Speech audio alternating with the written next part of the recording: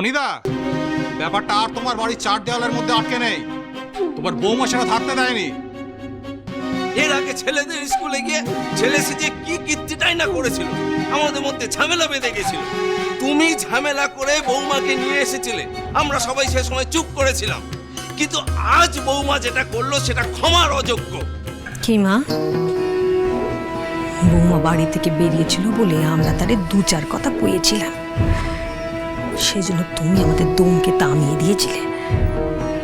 এখন কি করবে? আমাদের নয় চুপ করানো গিয়েছিল, কিন্তু এদের মুখ বন্ধ করবে কি করে? হ্যাঁ, কেউ কেউ সমাজের ঊর্ধ্বে নয় মা, তা সে জমিদারের মেয়ে হোক কিংবা উকিল। সমাজের কাছে জবাব সকলকে দিতে হয়।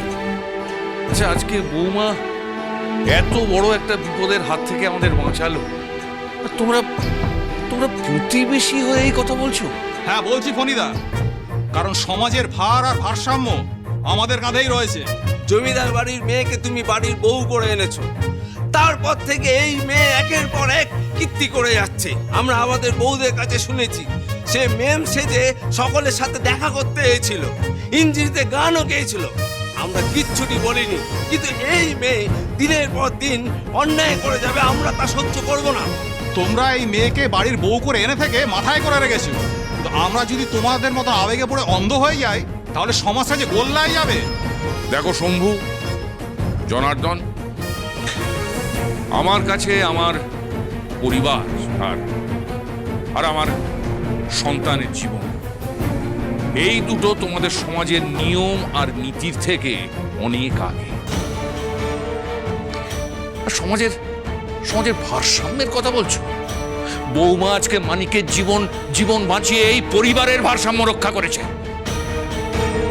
তার মানে তুমিও বলতে চাইছো তোমার কোনো ভুল হয়নি? না, আমার মতে আমরা কোনো ভুল করিনি।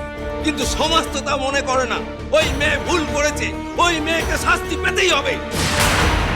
ঠিক আছে, শাস্তি যদি দিতেই হয় তাহলে বৌমাকে নয়, তোমাদের আমাকে শাস্তি দিতে হবে। আচ্ছা ঝামেলা তো, কোথায় কোথায় শাস্তি দেওয়া কি তোমাদের কুষ্টিতে লেখা আছে নাকি গো? আমার বউ ডাকাতির ডেরায় গিয়ে আমাকে বাঁচিয়ে নিয়ে আসলো, কোথায় তোমরা খুশি হয়ে সুনাম করবে আমার বউয়ের? তা না, আমার বউয়ের কি করে শাস্তি দেবে সেটা নিয়ে ভাবছো। মালিক তো এটা ঠিকই বলেছে, কত সাহসিকতার পরিচয় দিয়েছে বৌমা। এমন মেয়েকে তো আমাদের ধন্য ধন্য করা উচিত। সেখানে তোমরা ওকে শাস্তি দেওয়ার ব্যবস্থা করছো জনার্দন? হ্যাঁ বলছি, তোমাদের এই মেয়েকে নিয়ে ধন্য ধন্য করার হয় করো, কিন্তু আমরা পারবো না।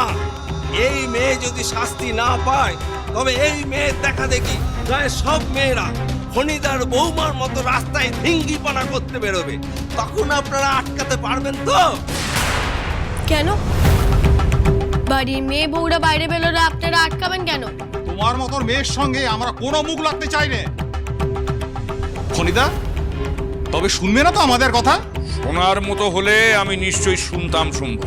বেশ, তুমি যখন তোমার বৌমাকে শাস্তি পেতে দিতে চাও না, তাহলে তোমরা সবাই শাস্তি পাবে।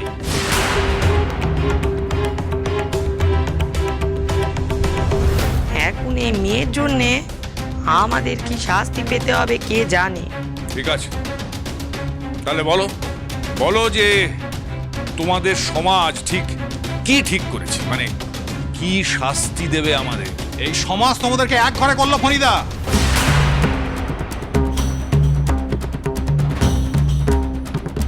আজ থেকে তোমাদের সাথে আমাদের আর কোনো সম্পর্ক নাই।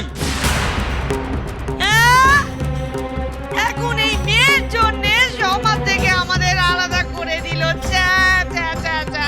দেখো দেখো দেখো মা, তোমাদের নাত বৌমার ডেকে আনা বেপর থেকে আজ সকলে কি করে বাঁচাবে সেইটা ভেবে দেখো।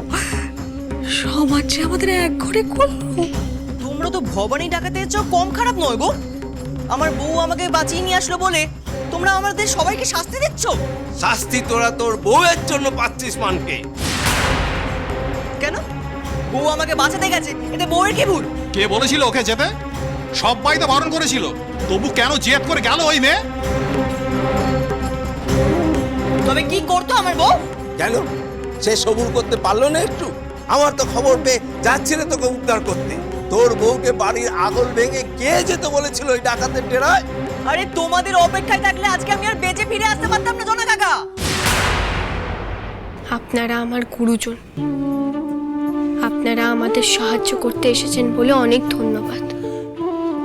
কিন্তু একবার ভেবে দেখুন, কাল রাতে বাড়িতে যখন ডাকাত পড়েছিল, যখন আমাদের হয়ে লড়াই করার জন্য কেউ ছিল না, তখন যদি আপনারা এইভাবে এগিয়ে আসতেন, তাহলে না ডাকাতরা ওনাকে তুলে নিয়ে যেত, আর না রাতের বেলা ওনাকে উদ্ধার করার জন্য আমাকে বাইরে বেরোতে হতো। আমরা তো জানতে পারি নাই যে ডাকাত পড়েছে। তাই বুঝি? ডাকাতরা কান ফাটানো চিৎকার করে আমাদের বাড়িতে এসে ঢুকলো, আর তোমরা কেউ শুনতে পাওনি, তাই না? গানে তুলো গজে ঘুমাচ্ছিলে বুঝি? একেবারে মোক্ষম জায়গায় ছাঁকা দিয়েছে নাথপুর। সেরেছে। কাল রাতে তো ভয়ে ওই কপাট বন্ধ করে বসেছিলাম, এখন কি উত্তর দেব? আমি তো তোমাকে ভোর রাত থেকে বলেছিলাম চলো গিয়ে একবার দেখে আসি, তুমি তো নড়লে না ফণিদা ডাকতে আসা পর্যন্ত। কি হলো শম্ভুগুড়ো, চুপ করে গেলে কেন? বলো বলো।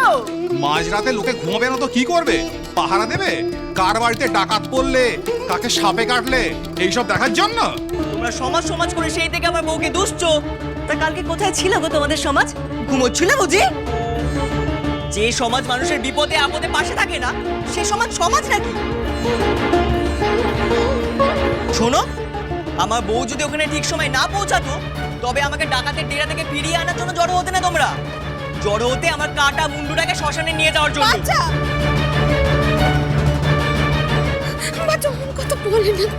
আমি ঠিক বলছি গো মা। যখন আমার বউ ভালোর জন্য কিছু করে আমার, তখন সবাই মিলে ওকে বকাবকি করে। কেন গো? সব কিছুর একটা নিয়ম আছে মানকে, সে সমাজের নিয়মের ঊর্ধ্বে কেউ না। তুই কি বলতে চাইছিস মানকে? ডাকাতের ডাক শুনে আমরা ইচ্ছা করে বাইরে আসি নাই, ঘরে কপাট দিয়ে তোদের বিপদ হতে দিয়েছি। হ্যাঁ দিয়েছেন তো, 100 বার দিয়েছেন আমাদের বেপদ হতে। আকেলো তুই থাম দেখি। না বিদু দিদি, আমি এখনো পর্যন্ত একটিও কথা বলিনি, কিন্তু এবার আমি বলবো। কত সেই কাল রাতে বাড়িতে ডাকাত পড়েছে দেখে আমি পিছু রাস্তা দিয়ে বাইরে বেরিয়ে গেছিলাম। এই শম্ভু কর্তা, জনা কর্তা, সত্য কর্তা সবার দরজায় ধাক্কা দিয়েছি, হাত জোর করে কেঁদে কেটে সাহায্য চেয়েছি। আপনি বাড়িতে নাই, ওরা যেন এসে আমাদের সাহায্য করে, কিন্তু কেউ আমার ডাকে সাড়া দেয়নি। শম্ভু কর্তা যে এতক্ষণ ধরে কথা বলছে, সে তো আমার মুখের ওপর দরজা বন্ধ করে দিয়েছে। বলুন, দেন নাই?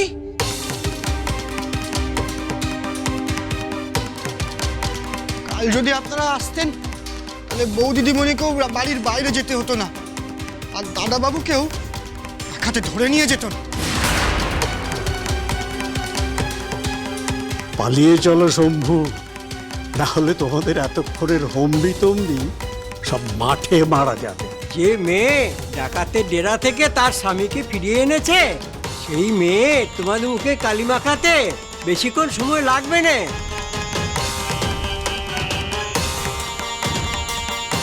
আমরা আসছি ফণিদা। কিন্তু এটাও মোটেই ঠিক করলো না তোমার বৌমা।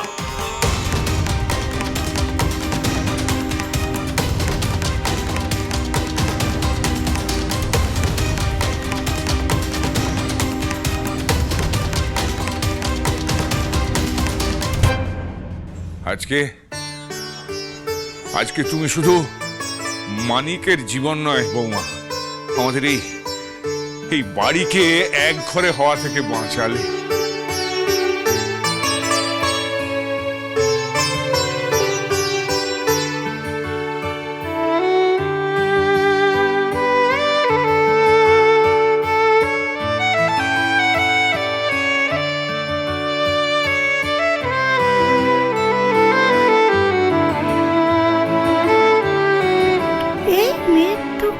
খুব সাহস, কোনো কিছুতেই একে হার মানানো যায় না।